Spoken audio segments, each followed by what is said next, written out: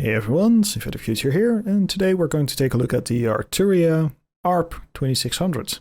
Now usually I kind of skip the history lessons, but I feel there's a little bit of a history lesson in place here, even though there's like a billion documentaries on YouTube about this synthesizer.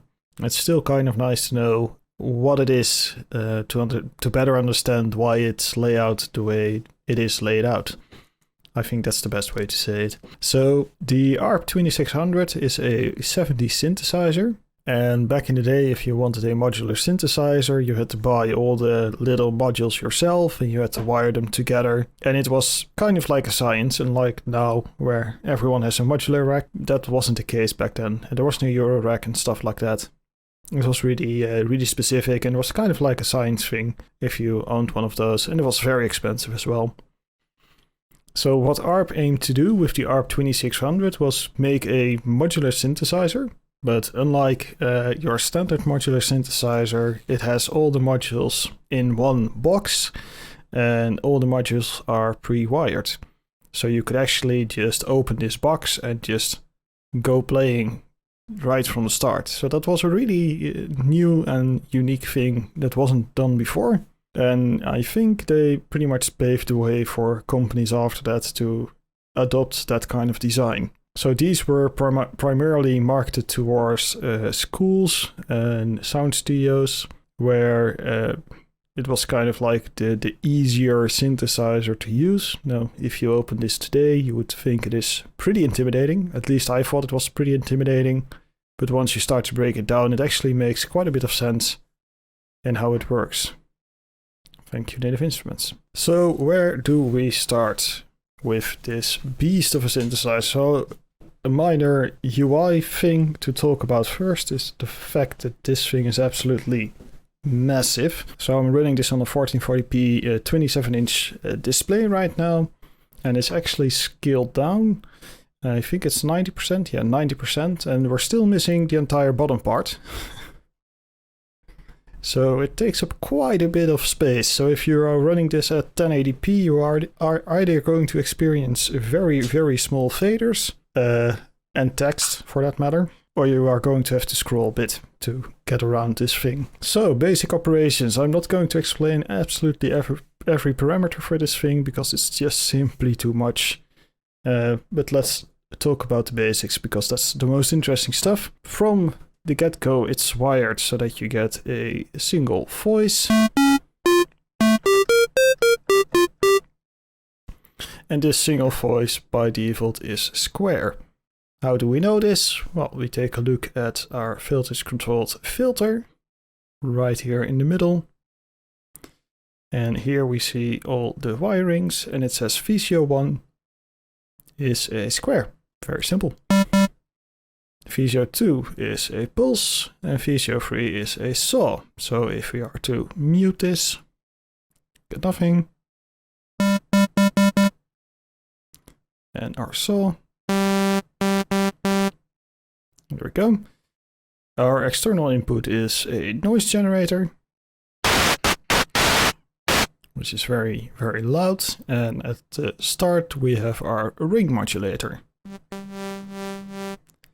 which is currently, and for this we have to look over, that's our ring mod. It's VCO1 and VCO2. VCO1 sawtooth, VCO2 sine wave. And that's basically how you read all these controls. So you have your overrides. All these jacks are overrides, and underneath it says the default parameter. And once you start to get into that vibe, it all suddenly makes a little bit more sense.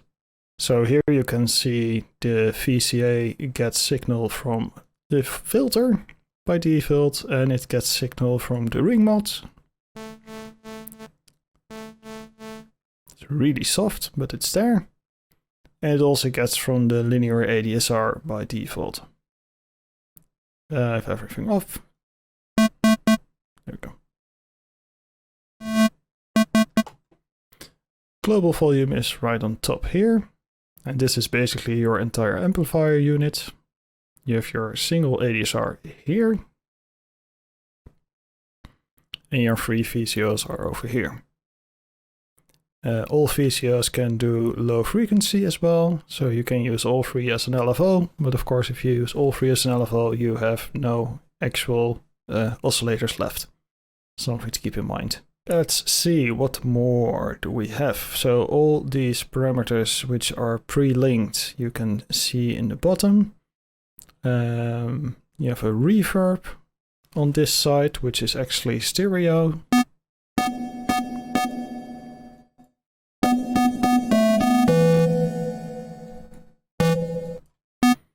And that would be a spring reverb. Your pattern is up here as well. So that's your basic parts. Down here you have some voltage processing options where you can put two voltages together, A and B voltage. And you can actually modulate these sliders as well. And you have a sample and hold on this side if you want to use a sample and hold, which is basically from the get-go wired to use the noise generation as a source. Down here is the sequencer, which is an entire thing on its own, and we'll just skip that for now. On the left hand, and this is where usually would be a speaker, you get effects, you get a chorus.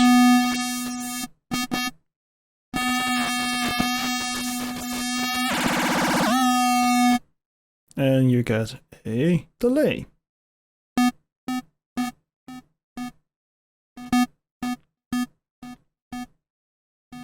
Which can be MIDI synced or synced to your DAW. And you have left-right timing. And you have your left-right feedback. So I should be able to make it not ping-pong if you want to. On the other hand, you get a shape generator, which is pretty cool. Multiple ways of using this, but you can basically draw in shapes. Let's do something like this, for instance, and you can use this as a modulator. For instance, we could use this to modulate the pitch from VCO 1.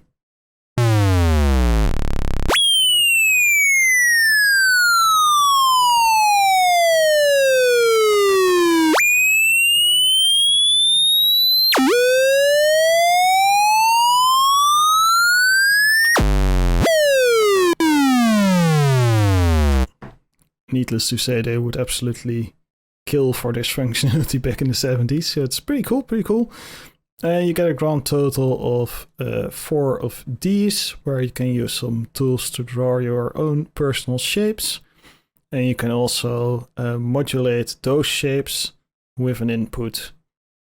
So for instance, I could put the VCO2 into low mode. I can take the sine wave into here.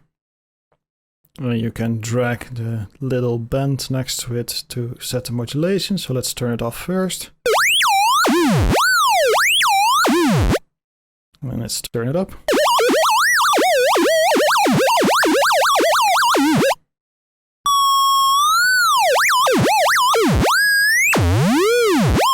Yeah, that's pretty annoying, but you can definitely use it for more useful things than just create really annoying noises.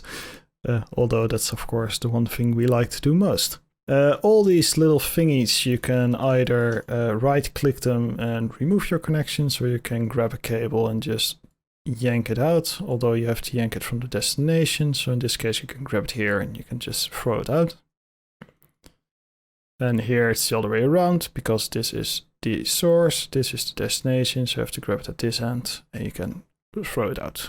Now for routing, you can also choose to use that right-click menu. So for instance, if we, once again, the default for VCO1 is the square.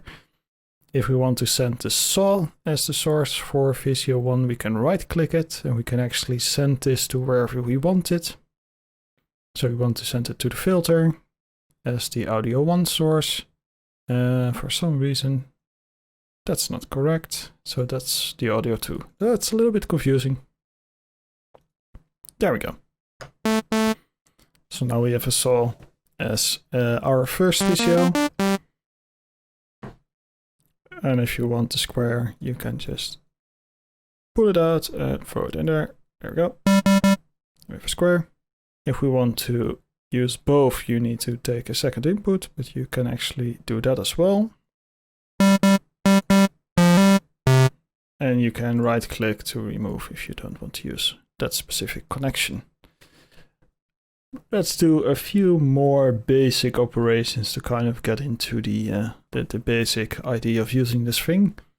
So let's, for instance, say we want to use the saw as our first source, so we just throw that in. Now we want to use the saw from the second source. Go. Doesn't sound very exciting. Oh, it's still in LFO mode. We need to put it up. There we go.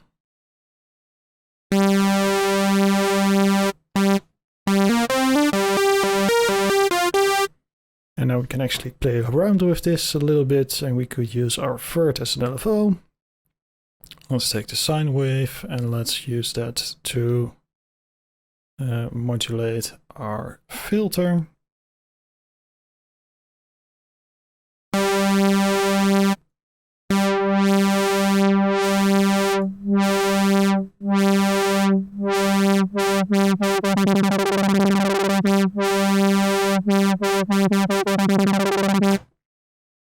And that's how you do your basic modulation of the filter. Do note, by the way, if you drag a connection, it will automatically light up the centers of all the things you can actually connect it to in orange. So all the orange plugs are places you can go with this cable. If you try to connect to a white one, it will refuse because you're connecting an output to an output, and that doesn't work. That's a pretty neat feature. Could be a little bit brighter maybe, but hey, it's pretty good. So let's see what more can we talk about with this little baby. So there's a lot of possible connections here. As you can see, you can basically connect anything to anything if you want to. So let's do a little bit of ring mod. Ring mod is pretty cool. Let's turn off our VCO1. Let's open up the ring modulator. And let's use, actually I like using this saw. Now just for funsies, let's take our noise generator. So we take the noise generator out and we can plug it into our second input.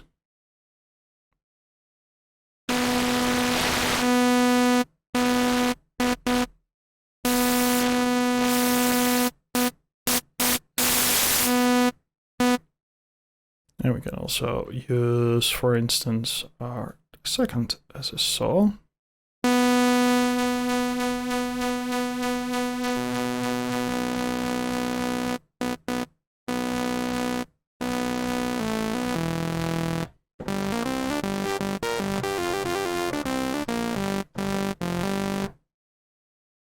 That a little bit of chorus, a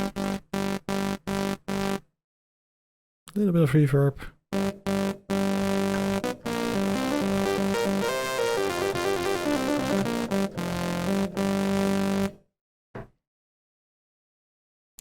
A little bit of release.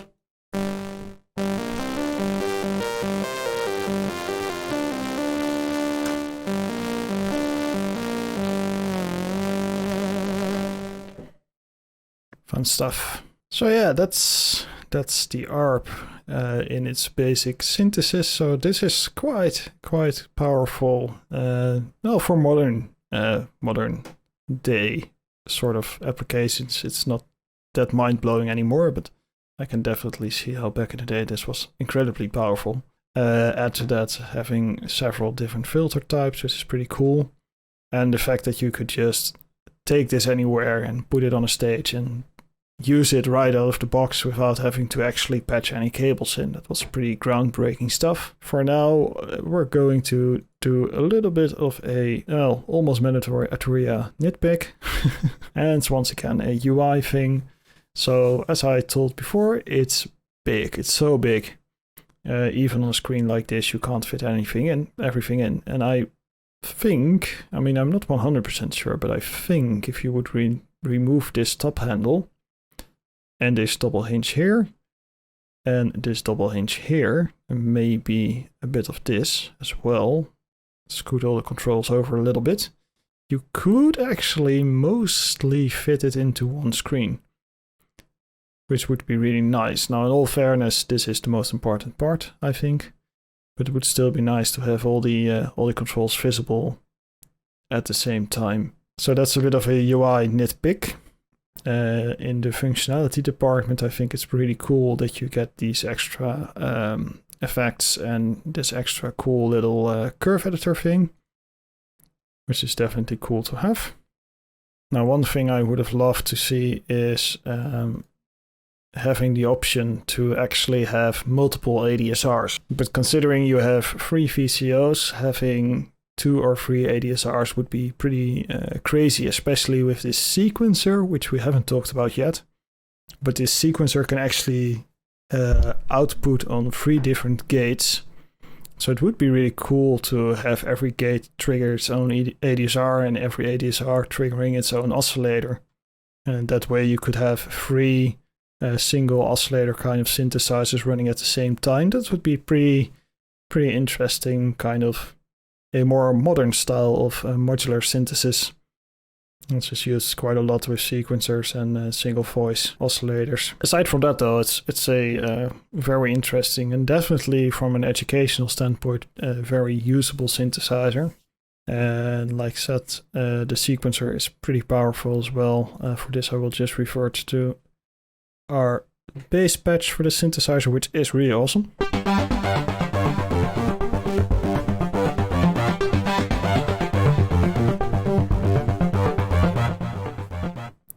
That's pretty nice. You can very easily turn it into a different pattern by just turning it from sequential to random.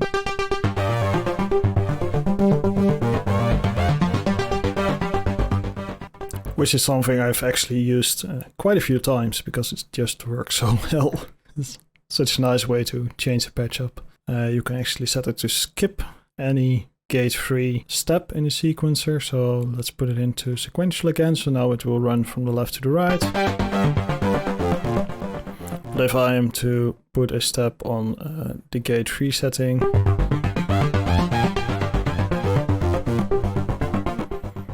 it will run straight over. And you can also set it to reset, which I find a little bit less useful. But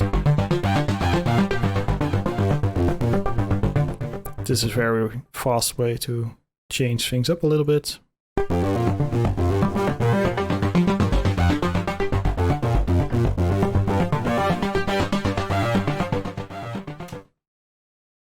As you can see, this is using the quantizer, which is always pre-set to take the sequencer output. So your sequencer outputs are always inputted to the quantizer, and from the quantizer they go to the voice pitch controls. So if I take these cables out,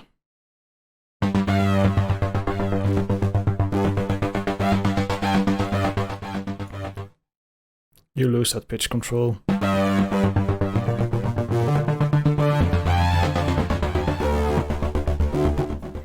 Which is actually quite useful if you want to just play the notes yourself.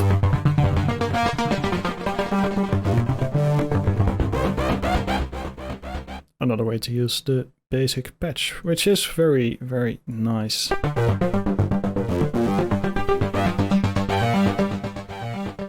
Actually, quite a few of these sequence patches by Arturia are very, very nice. Let's just go through a few.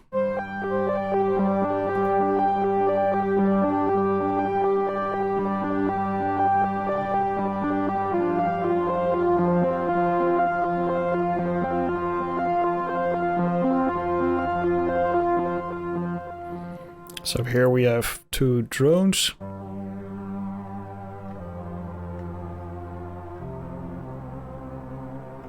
And 1 sequenced sound on the oscillator 1.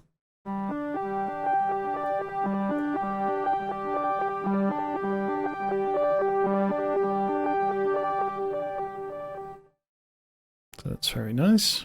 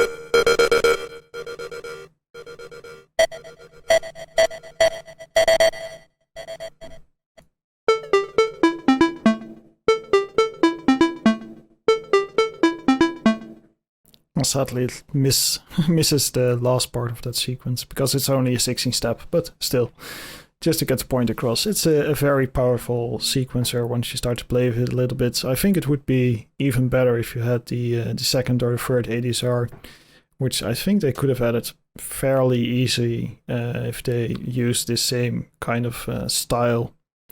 Just add another extra input and output and make it so you can click it to get like the pop-up window to add it to in the 3. I think that would have been really, really, really amazing. As is, it is of course far more true to the actual unit. Sound-wise, I can't really tell much about how it compares to the actual unit. I have definitely heard the actual unit a few times on different YouTube recordings. I've never compared them patch to patch because I don't have one. And probably not a whole lot of people have one because there are only like 3,000 produced worldwide when this thing came out. And there is a reissue now, but it's pretty expensive and probably pretty limited run as well, if they are still being sent out even. So for all I can say, it sounds pretty amazing, and it's quite a lot of fun to use. Now, it isn't the most intuitive thing. I personally like using the presets because the presets are really well made. The presets are fairly easy to tweak once you kind of get the idea behind what part does what thing.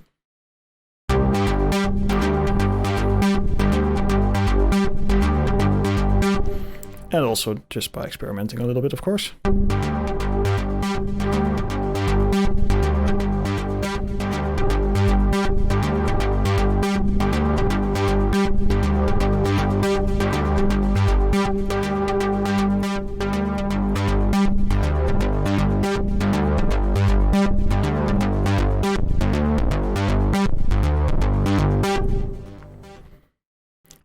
Patching from scratch.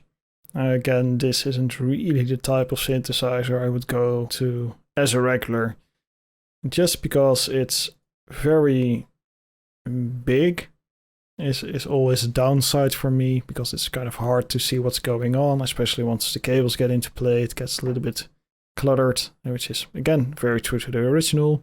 Not all that well for the readability. Also, there's no visual feedback on any of the parameters. Once again, does make sense for the time. This being a digital instrument, though, it would have been nice to at least have the option to see where your modulations are going and how much they are modulating. Now, some people will say you have to do this by ear and not by eye. I personally like to have the option to see what is going on.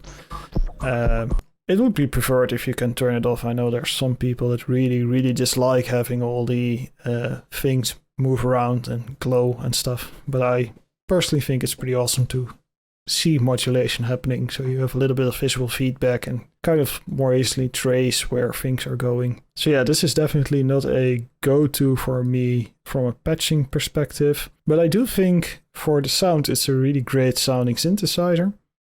Definitely a legendary synthesizer in its own right, and fun to play around with.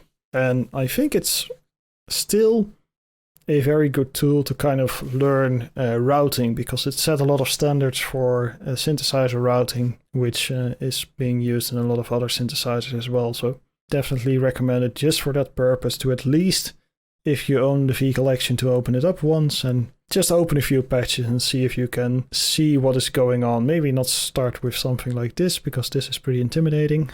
Maybe go for something a little bit easier. The sequence patches are all pretty intimidating, so maybe just go for like a lead. There we go, it's nice and easy.